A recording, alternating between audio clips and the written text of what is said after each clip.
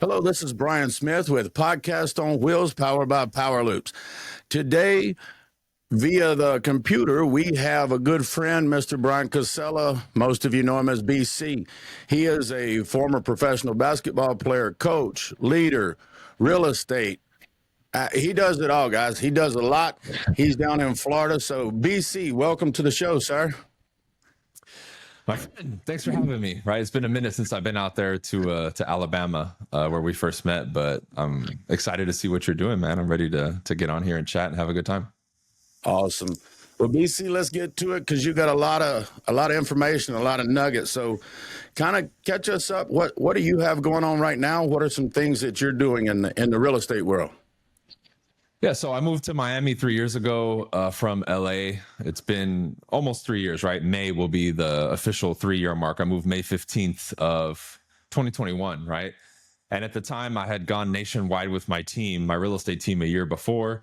And I was just kind of relishing in the adventure of coming somewhere new, not knowing anybody, and almost in a way like starting all over, even though I've already built like a whole kind of empire with my team and what I do online.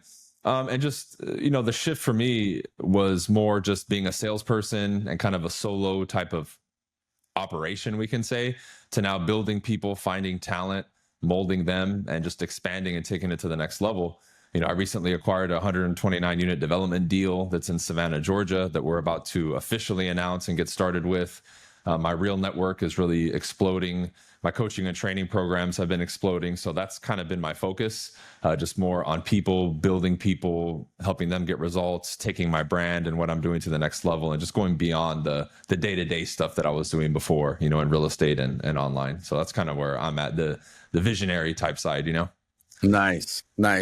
And I remember from hearing you speak that, your first year in real estate and you wrote a number down and you had something that you looked at and a goal and an amount of money or,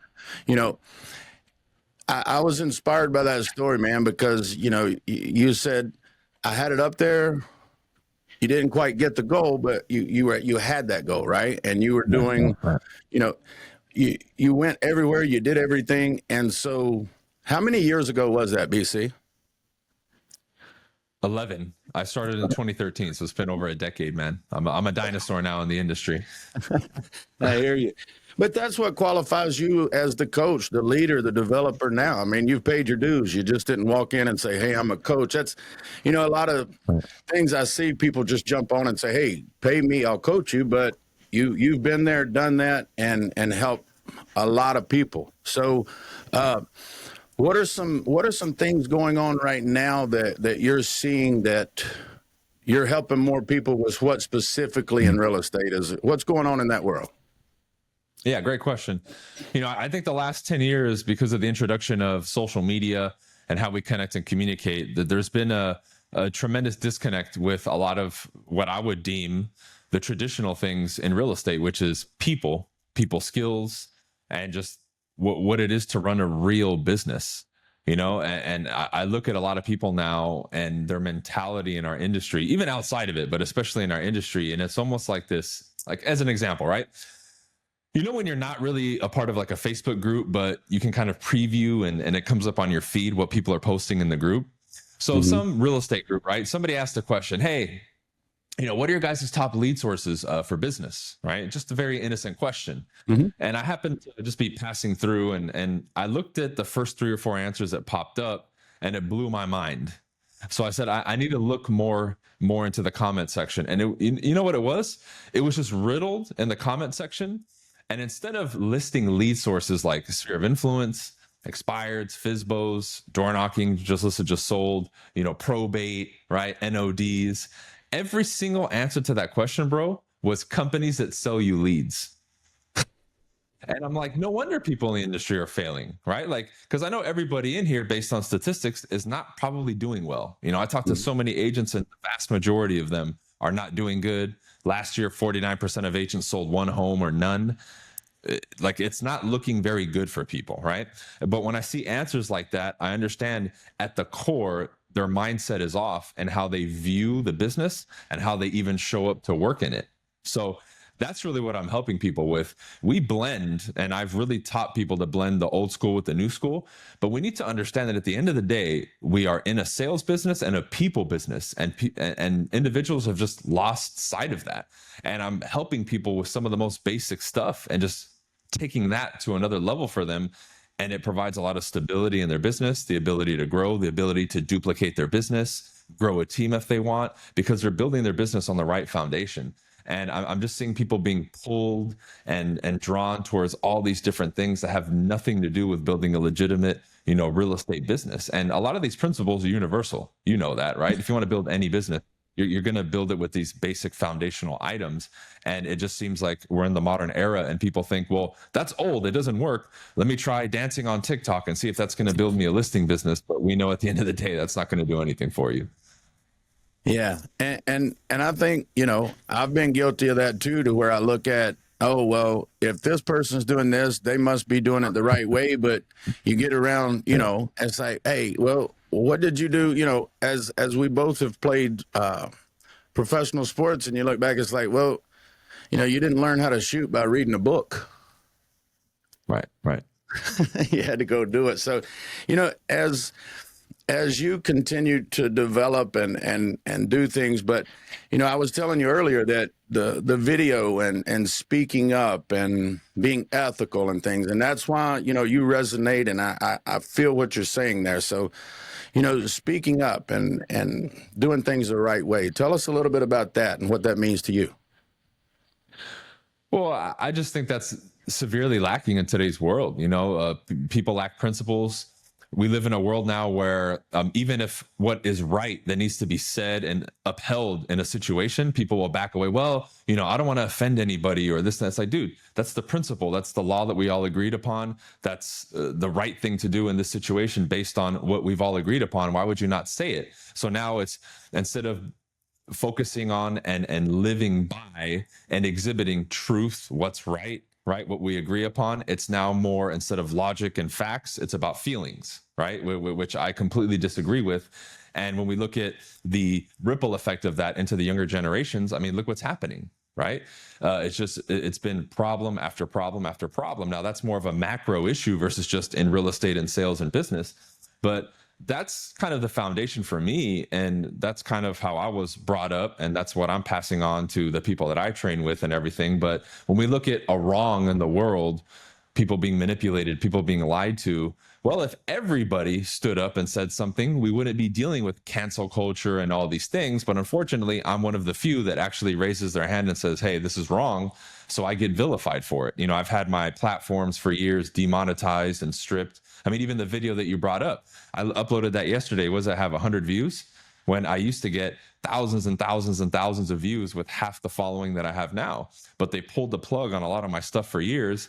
They recently said, oh, okay, you can have it back. It's monetized again. But they dug me a hole for, 2 or 3 years where people couldn't tag me on Instagram. You couldn't find me on Instagram. I was demonetized on YouTube. I couldn't go live on YouTube. I couldn't go live on Instagram. They deleted my Facebook. But see, that's a consequence of the situation that we're in, because although a lot of people, even behind the scenes, will agree with me, they won't say anything, right? Mm-hmm. And I think that's pretty cowardly, just in general. Now, look at that from a business standpoint. The person who won't say anything is the same one who, if they're in a tight situation, and they might have to withhold information from a client to get the deal to go through so they get paid, they'll do it. Versus, for a fact, I won't. I'll tell the client, hey, this isn't the right deal. Let's wait. Even if that means I'm going to starve next month and not be able to pay my bills, because, I stand on principle, right? So when we parallel these things and we look at them, it's obvious how someone's going to respond in a business situation based on how they live their lives. And that's something I've always been talking about and preaching to people. How you do anything is how you do everything, right? Like, it's one of the old quotes that, we've been brought up with. And if you get into self-help, you've heard it a million times. But in actuality and in application, you see it in front of you with how people live their lives. And that's why I don't care what people say. I look at how they live. If the guy telling me to work out hard and do this is 300 pounds and overweight, bro, like, practice what you preach. Like, I'm not going to listen to you. You know what I mean? It's the same thing with me. And that's why I have that high standard in physicality and business, because you need to be able to see that in all these areas that I talk about, that I'm sharp. And if I'm lacking, right, then it would be incongruent for me to do it. And then I would be no different than the modern day person nowadays, like you mentioned, who is 1 month in the game and, hey, I'm going to coach you. It's like, dude, you've been in the game for a month. Like, what are you going to coach people on? It just doesn't make any sense. Right. Right. So tell us about your podcast, your show. What's the name of it? So the podcast that I've been doing is called Supreme Being, right? And I made that podcast originally years ago because at the time I'm probably 4 or 5 years into the game, and I'm feeling very boxed in with real estate. I'm starting to show more about my life and speak about things other than real estate. I'm getting a little backlash like, hey, you're the realtor, just talk about real estate. And I didn't like that. So this podcast that I created initially was a way for me to break out of that and say, hey, here's a new platform where I named it Supreme Being because it's all about maximizing the potential as a human being and being your best, right? In everything that you do.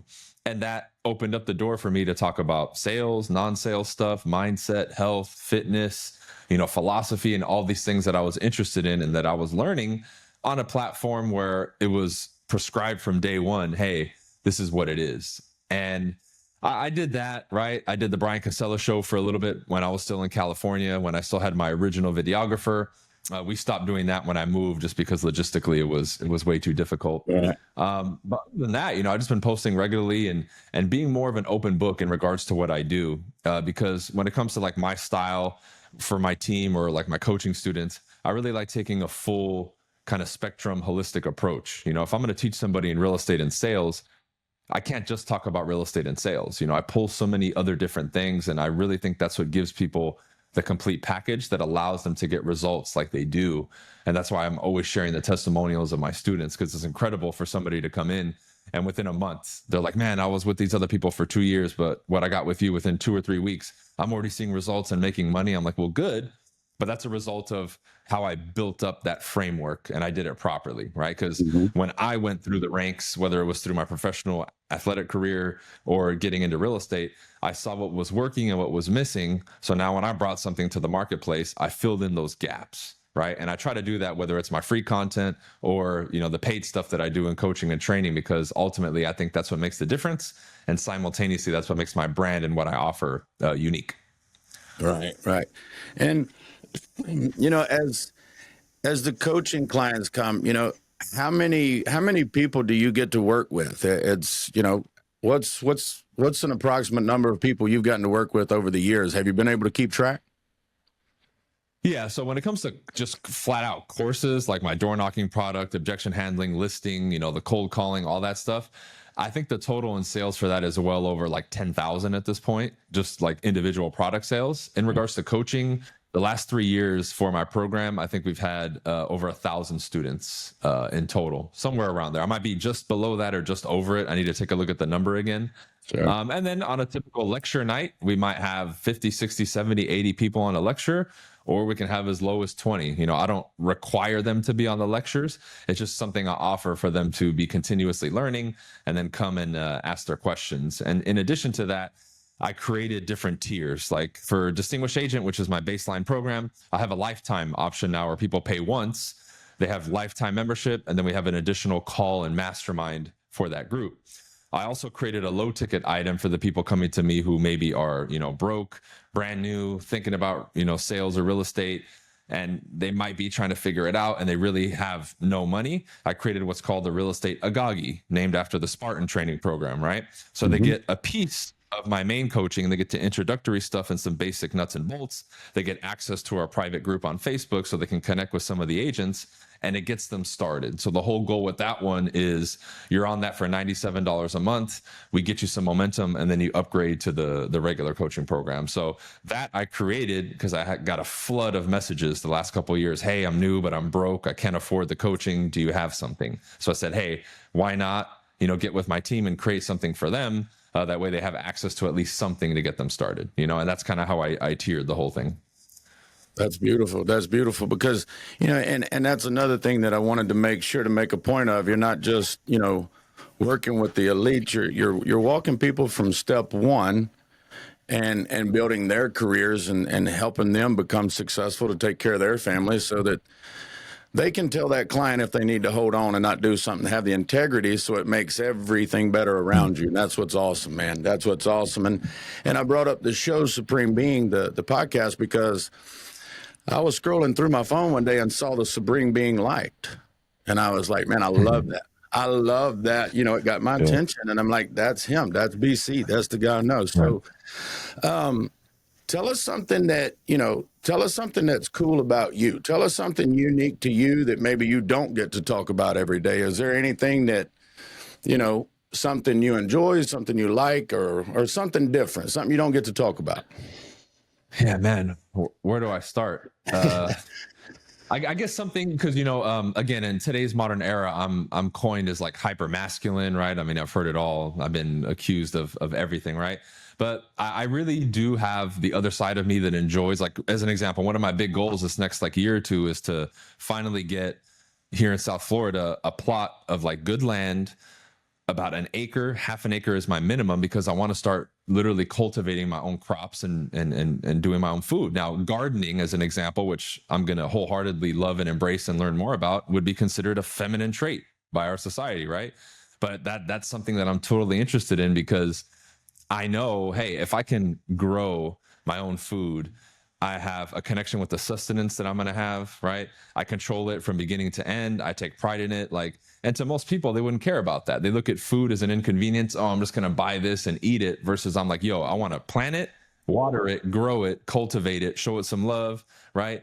And then get it, put it on the table, wash it, clean it, eat it, and control that whole operation. And that to me is fascinating. And I've maybe brought it up before, but people don't realize how much of a strong goal that is for me, and how much pride I'm going to take in that. That's not the most popular thing. It's not going to make me go viral, but for me, it's a connection with my soul, because I've really taken health and fitness to that level the last 10, 15 years. And to me, it's of utmost importance. It's of utmost importance. And that I'm thinking about on a daily basis, because even on just the regular day to day, when I'm preparing my food and cooking, I rarely eat out. And if I do, it's not a lot, because I'm very conscious about what I put in my system. I don't drink, I don't smoke. I'm very wary of where I spend my time and who I'm around. And that to me is one of the most primal ritualistic things that you can take control of, is the quality and type of food that you put in your system. And for me, again, that's top of the list. Well, it's obvious in how you look and how you and what you're doing. It's evident there, and how you do one thing, how you do everything, and you're, I guess in a way, I've heard other coaches say that they're farmers or gardeners in a way with their teams and their people, and they get to do that. So that's really cool that you're taking that level. But as you look to the future of real estate and where you want to go, what are some things that you see on the horizon, or things that you could, if things were bad last year and they're struggling right now, what are some things that you foresee that could be beneficial there? Yeah. So I think the last 10 years, the acceleration of technology, the introduction of AI, these lawsuits and, Zillows and all that stuff, right? We've been like, this news cycle that we're in now, we see every couple months, every 6 months. It was Purple Bricks, then Open Door, then this lawsuit, then this, then that, then computers, then AI, right? Like I remember being told by agents when the MLS was going to go from the books to being digital and being online, everyone said that it was doomsday and it was over, right? So with me, number one, I would tell people, stop getting caught up in all the hype and the news cycles and the drama and the clickbait of all these things, because what happens is people get trapped in that mentally, and then they buy into what people are sharing online and what they're talking about. And then it's always pessimism, doomsday. Oh my God, we're screwed. Nothing's going to happen. And that makes you anti-productive, right? But that's a mindset issue. Right. But if you view the world that way, and that's all you see and all you consume and all you think, why would you work hard? Then you're going to become one of those, well, there's no point because it's over anyway. Right. And those people get nowhere. To me, it's no different than the person who talks about high school 20, 30 years ago. It's like, bro, what have you done since then? Like, stop talking about, senior year and the final game that you want a coach to put you in. Like, grow up, dude. You know what I mean? Stop living in that time. Here at Smith Financial Services, we take care of small business owners, 1099 contract workers, and their families. We know insurance can be rough if you're a small business owner, so we are here to make things easy. Visit our website, smithfinancial.services, to learn more. Because then you're stuck in the past, right? Mm-hmm. So that's one thing. Number two is, at the same time, right, that's a double-edged sword, because with all the introduction of these things, it's forced the agent in a way, and I think this is a positive, to step up. You can't just be a part-time agent putting in minimum effort and expect to make six figures anymore, right? Like, you have to really step up. You have to make the effort. You have to connect with people. You have to provide value. You have to know your stuff. You have to be a market expert. And what we're seeing now is forcing the average agent who's suffering to step up, right? And when they do that, naturally, they're going to fall into the role of getting more business and being more productive, because now they're a valuable asset in the real estate world and in the community. So that's a positive, I would say, of all these situations and all these things. Now, moving forward with like this lawsuit, right, we're seeing, again, the power of looking at the models and what has always been pushed. I was always pushed to, and I teach, to build a listing-based business. Now, a powerful listing agent right now, and that number is shrinking, meaning a smaller percentage of agents are taking more of the business. Do you think they're afraid or trembling in their boots about Zillow or this lawsuit or anything else? No, because they control their business. They're what we call the employer in real estate. They have the listings, they have the product. You bring 10 offers, they're getting paid no matter what. Only one of those 10 agents is getting the offer accepted and getting paid, right? So now they have even more control. And when you build a listing-based business, it gives you control of your time. It gives you control of being able to scale your business, right? And it allows you to operate and flourish in a larger kind of quantity type compared to if you just work with buyers. And with introductions of things like this lawsuit and technology, like, you know, Zillow and Realtor, who, what do? They sell you buyer leads, right? You're getting more control of your business, which is key. But number two, you're independent of all these market shifts and outside interrupters like we've been seeing, right? So if someone's struggling right now, I would say, dude, you need to change your mindset into, I need to go after, secure, and build a listing-based business. Because when you do that, right, you'll have a more diverse skill set. You'll have more control. Again, you'll be independent of these interrupters, and you'll be able to create an actual career, an actual sustainable career, right? And that's what I always focused on with myself, my team, and my coaching students.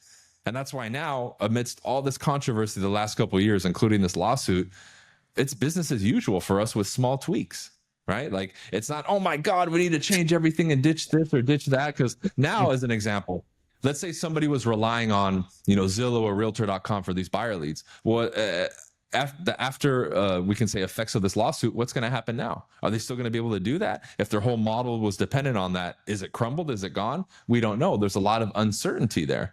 But if you follow the model that I've been teaching and that I learned, well, it's business as usual with some small adjustments now with the conversation we have with our clients. Versus on the other end of the spectrum, it's, oh my God, our business model is destroyed, right?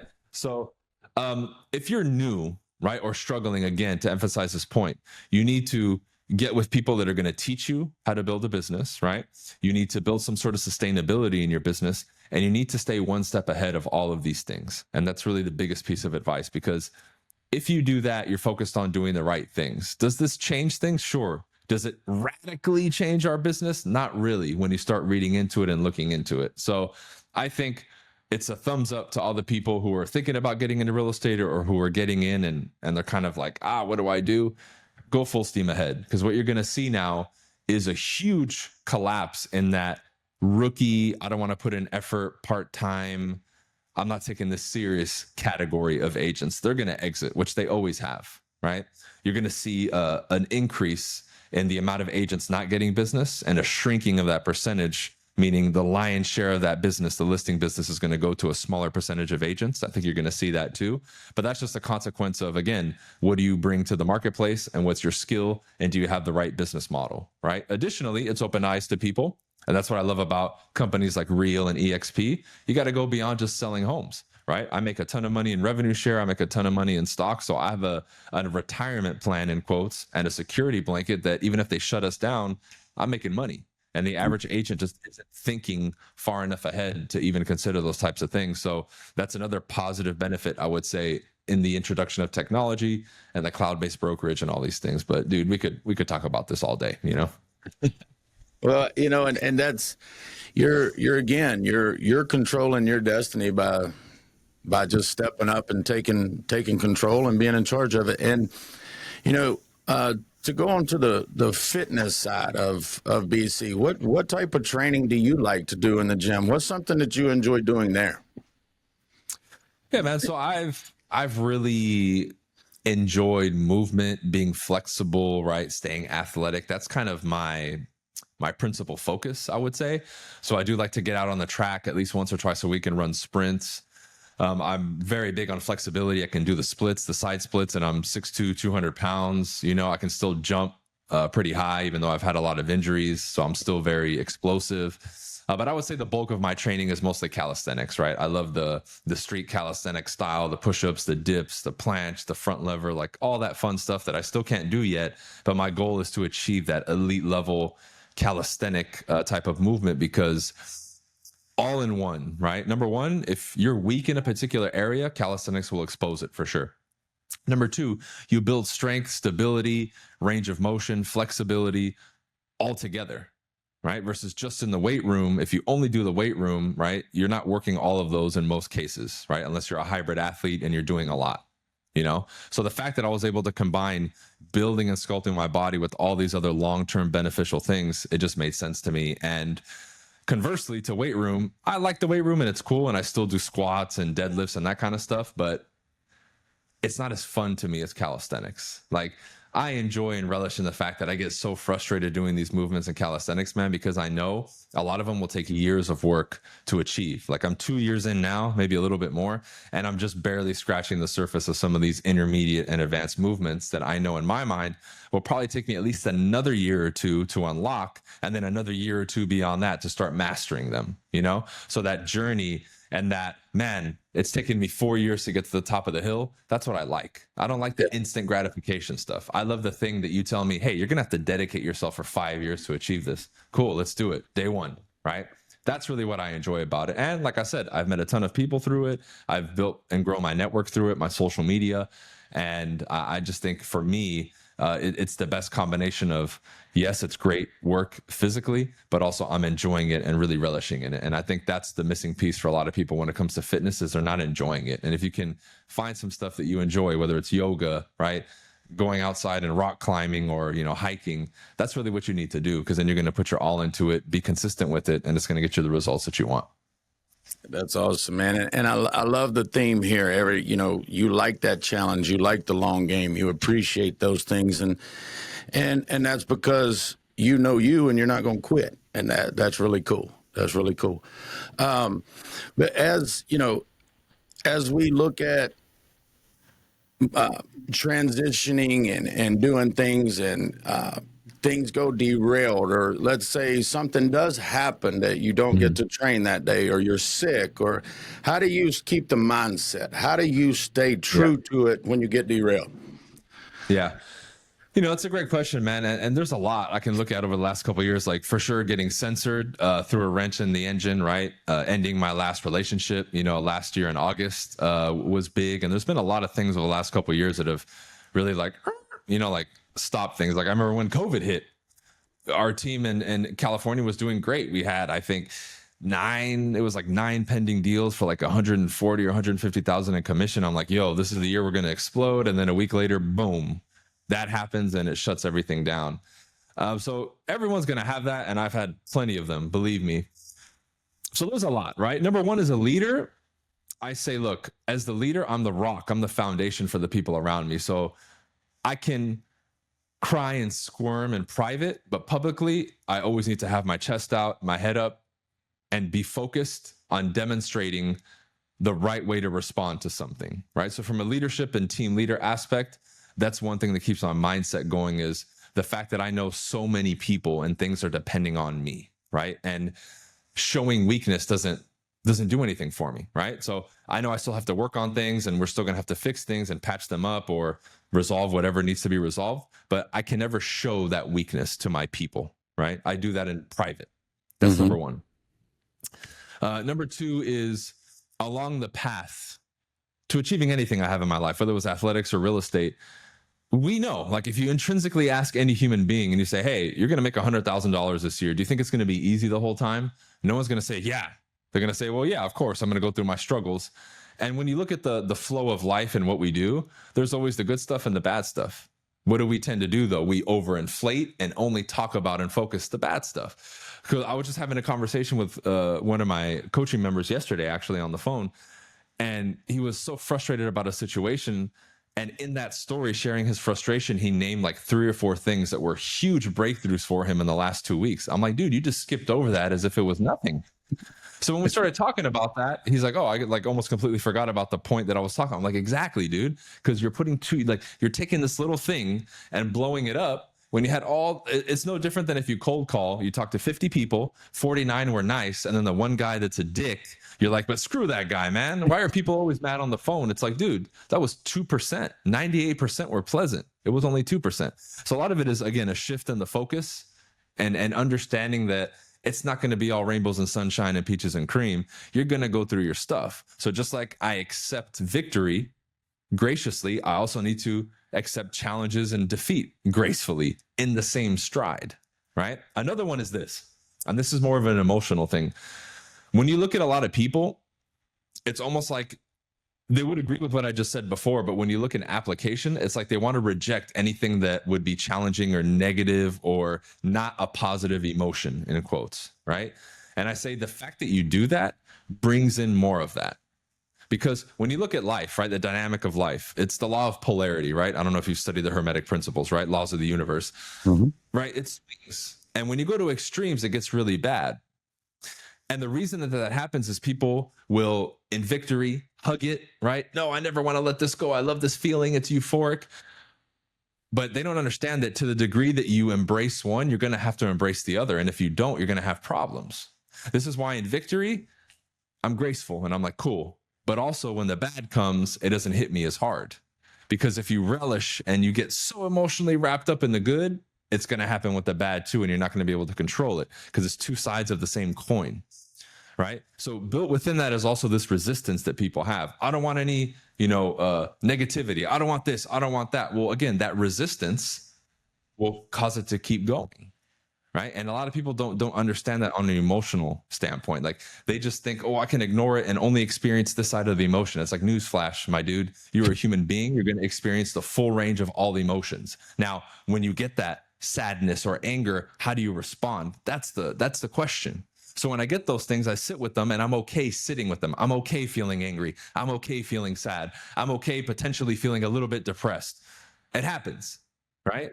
And I think that's where people mess up. It's like, no, I don't want to feel it. I don't want to feel it. And by doing that, you're intensifying it, right? So that's more of an emotional intelligence thing, but that's something I've learned that has helped me tremendously because people just have a lack of understanding for emotions and an inability to sit with a diverse range of emotions. And when you can do that and sit with being angry and just not respond or yell or scream or kick, you'll start to understand what I'm talking about. That's just a process that I think a lot of people either aren't interested in working on or they're just not aware of it, unfortunately. Yeah. Well, that's something I need to work on consistently too, sir. So I do appreciate that nugget there from me, man. It's like, yeah, accept it and sit in it for a minute and learn from it and see, what could, that's something that I've helping some of the people that I'm working with. It's like, did you take ownership for that? Whose fault is it? Who's controlling this situation? Right. So, but yeah, man, and I'm not sure, but the last time I saw you, your hair was a little bit longer, right? It's a little shorter now. What changed that? Yeah, man, I chopped it off. I told people, I'd been growing my hair and I wasn't going to cut it, but if people paid attention, I would always tell them, hey, at some point, one day I'm going to wake up and say, you know what, I'm cutting it and I'm going to cut it. And that's what I did. I can't remember exactly when. It was last year. Right. November, I can't remember. And I just showed up to my office and I handed a towel and the clippers to my assistant. I said, today you're going to record cutting my hair. And she's like, what? He's like, are you kidding? I was like, nope, we're going to cut it right now. And she set up the camera and we cut it. Like she was just in disbelief. But that's how I am, man. When I decide to do something, I do it. And I tell them, things are subject to change, but that day will come when it comes. And up until then, because I heard it, man. Oh, cut your hair. It's ridiculous. I would hear it all, right? But I'm like, I'm not going to cut it until I want to cut it. I'm not going to give in to some pressure, some opinion of people. Sure. And I think going back to what we were originally speaking about in the beginning about, standing firm, a lot of people live their lives, unfortunately, based on other people's opinions and expectations, right? And it's nuts because they don't realize that they're on a foundation of quicksand, I think would be the best way to say it. They're living someone else's life without even realizing it. And then they wonder why they're depressed or unsatisfied or unmotivated or seem to not have any zest for life. It's like, dude, you're not even living by your rules. You're living by what other people's opinions or potential judgments are going to be about your situation. It's almost like this. It's like if we had a boardroom, right? And you were a stock and you have a shareholders meeting. Technically, that should only be you and the people that you've appointed to have an opinion or a share of the stock of your life. But for most people, it's the sea of people on social media, their family and their friends. And when they want to make a decision, it's everyone in the audience deciding instead of themselves, right? And that's so hard sometimes for me to help people kind of get over that. To say, dude, live your life how you want to live it, right? Or appoint people, hey, this is my coach in this, or this is my, mentor. Cool.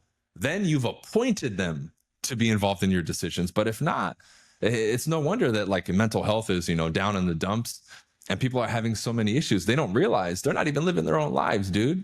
But again, having this conversation with people a lot of times is difficult because they don't want to hear it, right? They don't want to hear it, or they're just so detached and unaware. They have no concept of what I'm talking about. And they think I'm just talking about fairy dust, just like when I talk about NLP and hypnosis, they're like, oh, that's all bullshit. It's pseudoscience. I'm like, well, look at my results and look at yours, bro. Obviously not.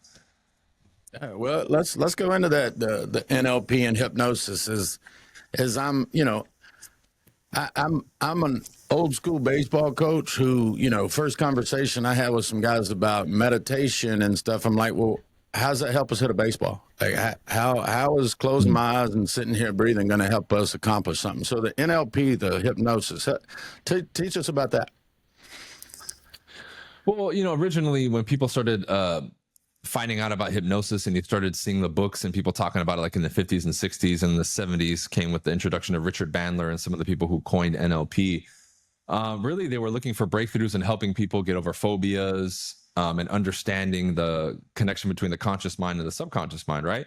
And then from hypnosis was birthed NLP because they realized that through language, we can make that connection, right? And we can influence the mind, change the subconscious mind, and basically navigate the human being with our words, right? So NLP would be like the baby of hypnosis, but in a way, an upgrade as well to a deeper understanding of the human mind, the psyche, and how to change our belief systems. And we're not born a certain way, we can change, right?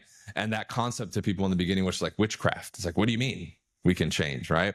So there was a lot of resistance to it. They use it in psychotherapy. They try to ban it, right? They really did for a while because, if you've ever done some sort of hypnotherapy or something like that, you have to willingly, in a way, surrender your psyche to somebody to talk you through something, right? And that freaked people out because they were assuming that whoever was the hypnotist, if they were unethical, they could really mess with people, right?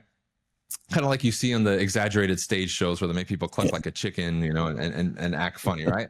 But what a lot of people don't know is like with the stage show, to a degree, it's true. But, if you've ever seen in the beginning when they're kind of warming people up, when they kick people off stage, they're doing what's called suggestibility tests. They see who's more suggestible than others, and the people who aren't, they kick them off the stage, right?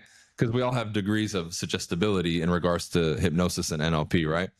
But it's a basic framework, I think, of understanding yourself, being able to change what you believe in, your belief systems, reprogram your own subconscious mind and conscious mind, and then be able to now go out into the world and be a practitioner yourself and either help other people with it, utilize it in sales like I do, or just have more tools in your tool belt, I would say, from a communication and mind standpoint. And that would be like a general definition that I would give of those things personally. And you can take it to where you want to take it. Where most people get stuck is they understand the theory a bit. They read a couple books and they're like, oh, I'm an expert. But there's a difference between reading it and then applying it and being able to use it, right? So there's a lot of technical stuff you can use in sales and influencing people. I know I've taught a lot of people in my coaching program like how to deal with their kids using NLP and hypnosis. That has nothing to do with sales, but it's a good way of making sure that, hey, if I want to get a point across or communicate to my child in a certain way, I know how to do it to influence them. Mm-hmm. And a lot of people, when they communicate, don't realize that they try to communicate, but they're creating resistance, whether it's on the client level with their family. And that's why there's a lot of disharmony in people's communications. But when you understand a lot of these laws and principles, you can communicate with anybody, anywhere, any place, anytime. And that's kind of the formula that I coined, right? The 4A formula. Anybody, anywhere, any place, anytime. Step into the future with Power Loops, the king of off-grid power, where our proprietary system is changing the game of energy. This isn't just power, it's freedom. The freedom to live, work, and play anywhere, powered by our innovative technology that taps into the Earth's natural energy. Our system is designed for efficiency, durability, and sustainability, ensuring that you have reliable power 365 days a year without harming the planet. Whether you're traveling in the RV, the remote wilderness, or just opting out of traditional power grids, Power Loops provides the ultimate solution. Join us in leading the charge towards a cleaner, greener, and more empowered world.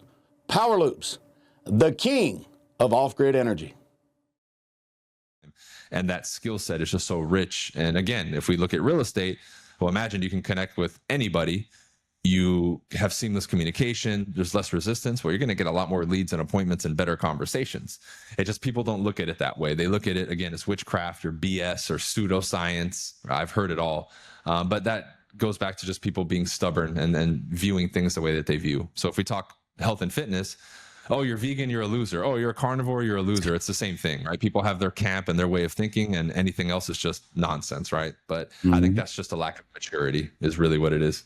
Yeah, you know, and that's one thing. My wife and I have a yoga instructor that comes over every other week, and we go through a 90-minute practice. And you know, I told her, I said, man, a few years ago when you started talking to me about, you know, breathe this way, hold this, make this, and I don't want to get into all of it, but it's like, I sat here looking at her and I'm like, okay, she's flexible, she's cute. I'm trying to figure out what we're doing. But now, 3 years, you know, in 3 years, and she told me the other day, she goes, Bryan, you smile. And I was like, I didn't even realize, like, I'm now able to just let it go. And, you know, it's like a recharge for me. You know, it's like, hey, I can now come back and be a better dad and a better husband and all those things. So, man, I'm right on point with all that. But, you know, and you're so well versed in so many things. That's what makes it hard to interview a guy like you. You know, I can talk about this, like this, like this. And sometimes it's like, I sell houses, but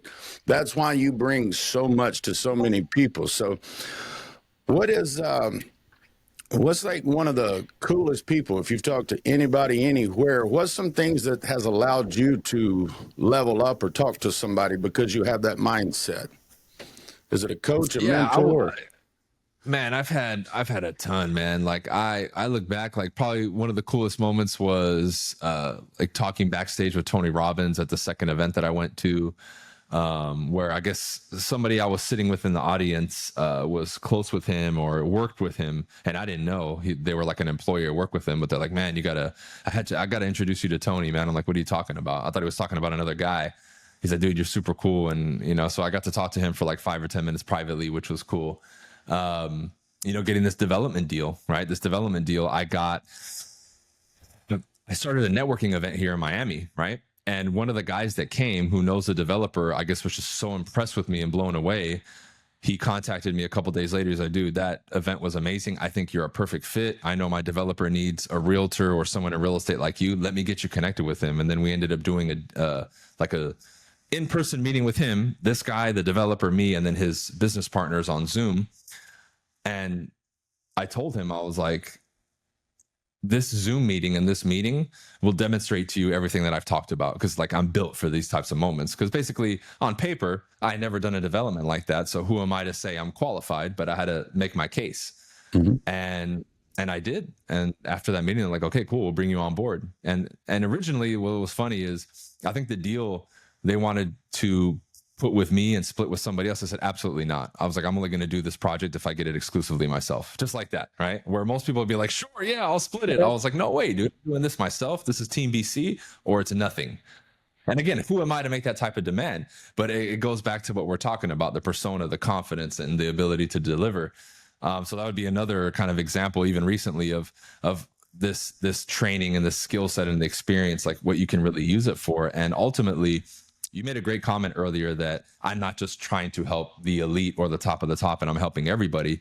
But what I would add to that is what I can teach you in the skill set is designed for that boardroom, the billionaires, luxury real estate, to get you to the top of the top, regardless of who you are or where you come from, because that's where the prestige is, the power, the money, and all the opportunity you would ever want. And I tell people, I build you to have access to that, right? So, I mean, other than that, man, when I moved here, dude, I met probably half of Miami in the first 2 or 3 months that I was here. I met more business owners and did all this stuff, just going out and interacting with the world at restaurants and at the beach and just walking and standing on a street corner and talking to people. I mean, it's allowed me to connect and meet with so many people that now I feel like everywhere I go is home. I think that's an old, like, a Metallica song or something, right? Like, wherever I may roam, or whatever that song is, right? I love that song because it reminds me of that. Like, everywhere I go, I feel like I'm at home, right? But that's because of the skill set and everything that we've done to develop and work to reach that level. And that's really what I try to preach to people. It's like, that's the answer. Stop looking for the gadget or this or that. Just build that world-class skill set, and you'll literally be able to do anything you want, because at the opportunity that you're looking for, the break, the deal, or whatever, is at the other end of an interaction, a human being, a conversation. Like that's the root of it. And if you can master that, which I don't get why people don't understand that, then you're good. But I understand it's hard. You have to face your insecurities. You have to, again, go through not being good. And again, we're in an era where people just want it fast. Oh, can I take a pill to be a great communicator, instead of just doing the work, you know? Absolutely, bro.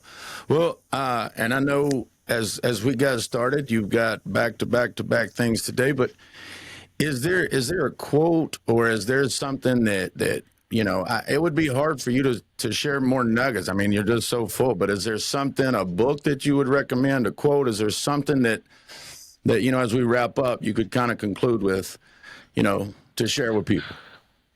I mean, there's a couple things. I can recommend some books for sure to people. What I would say is this, man. Like, if you guys are going to do anything, and this goes out to like anybody, what's the point of doing something if you don't want to be the best? That's always been my mentality. I'm not telling you that's the right thing, the wrong thing, but again, you want to get into real estate. Why would you get into real estate? Well, I just want to, you know, make a little bit of, like, why? Because when you look at the trajectory of an individual who goes into something saying, okay, like me, I want to be the best calisthenics athlete, right? You face every day now, every workout, everything differently than just, well, I'm going to try it out, right? So again, a realtor watching this, I'm getting into real estate and I'm going to be number one. I'm going to dominate Miami, Alabama, whatever, versus, well, you know, real estate looks okay, I'm going to give it a shot. Right. So to me, it's like the first one, obviously, if you're going to choose your own adventure, the first one is the obvious choice. And again, this is coming from somebody who has admitted from day one, I'm not passionate about real estate, but I saw the vehicle that it was. I said, man, through this, I'm going to forge my communication, build my mindset. Like, I'm going to become a monster with this industry. And then it's going to open other doors for sure. But this is the ticket. Yeah, it doesn't look glamorous. It doesn't look fun at all, but this is what I need to get to where it is that I want to go. And guess what? I'm going to be number one when I'm doing it. Now, I'm not number one, right, on paper or anything, but that's the mentality and that's the thought every day. And that's really what I want to give to people is there's nothing right or wrong about that. But if we're going to choose what's the most effective way for you to be amazing at something or secure your position in something, it's that. And if you can't tap into that, right, you need to get around people that do so you can witness it and see it, right? Because when you're around it, it's infectious and it'll get you. Right? If you're ever around people who are competitive like me, you either run away from it or you're like, I'm going to jump in and it spills over into you. Right. And that's really what you need. And that's when it goes back to the whole quote of, you know, tell me who the 5 people closest to you are and I'll tell you, you know, the sum of who you are. It really boils down to that. And that's one of those X factors that I think, especially nowadays, is missing, dude. People just, I look at a lot of newer people in our industry, bro, and I'm like, my dude, you're new, you have your back against the wall and you're broke. In my position, I'm hungrier than you are. That's a damn shame. You should have 10 times the hunger that I have. How am I showing up with more energy and drive and tenacity than you when you have nothing? When I was in your position, I was clawing to get on stage like, oh, let me ask a question. Like, dude, I'll do anything.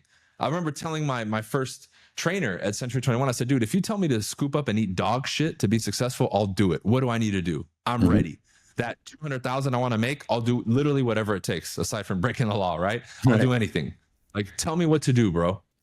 And I was just looking at him and he's like, whoa, this kid, like, he's not kidding. And I was like, yeah, I've decided, bro, this is it. And I look around, I'm like, no, I've yet to meet anybody pretty much, especially all these messages like, oh, I'm going to be your number one student. I'm like, no, you're not, bro. You don't have that energy. Like, you're not coming in like that. Because as soon as I tell you to do something, the excuses come out. Right? Versus they told me, pick up the script, learn it, cold call, door knock. I'm like, okay, you think I wanted to do that stuff? Hell no, dude. Right? So I think it's a mentality shift and a commitment to be the best, if I'm going to condense it into like a quote, right? So books. There's so many that I can give, man. So if we're going to talk sales for a second, there's a great book written by Orrin Clef called Pitch Anything, right? You're a baseball guy, right? Pitch Anything. Fantastic book because he dives deeper into a more advanced type of communication, selling through storytelling. And, you know, he's a big dude, worked with hedge funds, raised like billions of dollars. Just a fantastic read for anybody, I think, who's interested in becoming a more dynamic communicator and understanding some stuff beyond the basic scripting and basic sales stuff that we learned, right? It's a fantastic, fantastic book. Another author that I'd recommend people get into is Robert Greene. He's written classics like The 48 Laws of Power, The Art of Seduction, which is a fantastic book that really has nothing to do with sex, but everyone thinks it does because it says seduction, right?